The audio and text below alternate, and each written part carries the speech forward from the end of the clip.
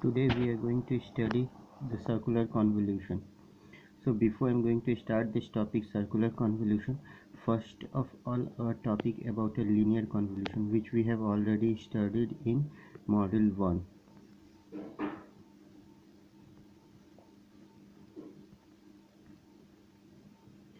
In linear convolution we already know that there are two sequences x1 and x2. If the length of the sequence x1 is m and length of x2 is n, that is, if we can say that in x1 the elements are 1 2 3 4 5 and in x2 the element are 5 4 3. So here we can see that the length of x1 is 5 and x2 is 3. So if we do the convolution, then we can say that our answer will be 3x3. So the length of x3 is m plus n minus 1, that is, if we can say that here the length is 5, so 5 plus 3 minus 1, that is, we are getting the length of x3 is 7. So we already know this linear convolution using matrix method. What is that one? That is, we can arrange the element in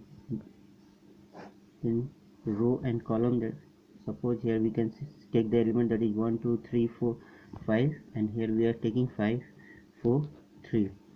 So if we multiply here, then we are getting this results.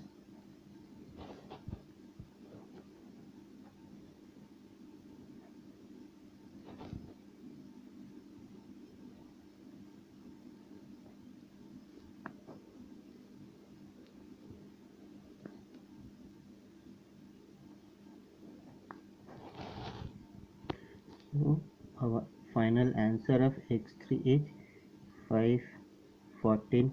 The addition of 3 8 and 15, here we are getting 26.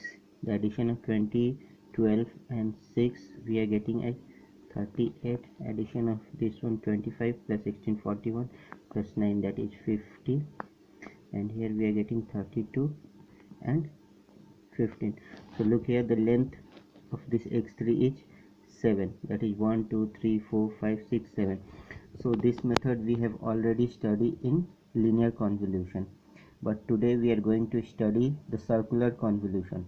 And remember one thing about circular convolution, this circular convolution is also known as a periodic convolution, means the element should be a periodic in nature.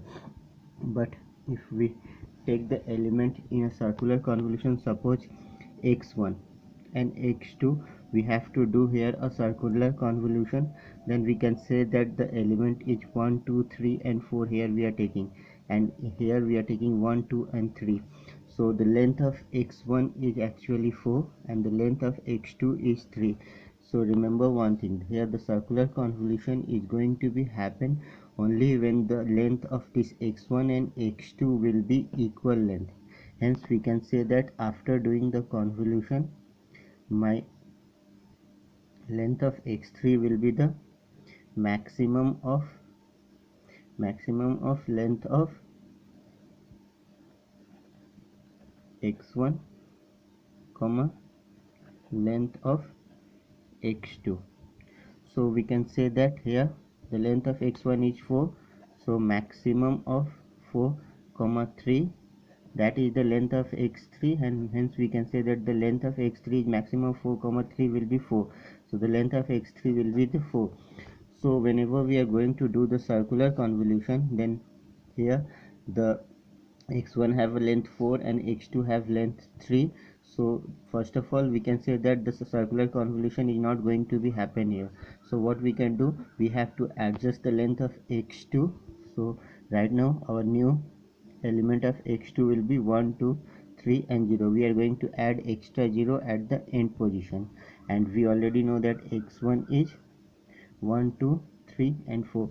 So hence we can do the circular convolution here. So here one questions come that what is the difference between a linear convolution and circular convolution. So we can say that the linear convolution and circular convolution, here the first difference is after performing the convolution in linear, the length of the answer will be m plus n minus 1, where m is the length of the first sequence, n is the length of the second sequence, and here we are going to get the length will be maximum of m comma n, that is the first one. And the second difference is that linear convolution is valid to linear convolution can be used to find the response of a filter, and here the circular convolution cannot be used to find the response of a linear filtering without zero padding. It means that are the two difference of a linear and circular convolution. Linear convolution can be used to find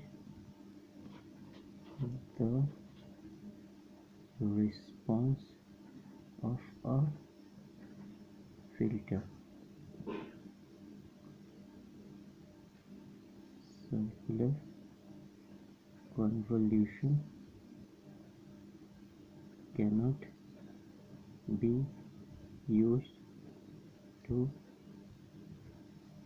find the response of a linear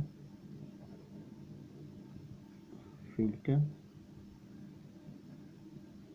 without zero padding.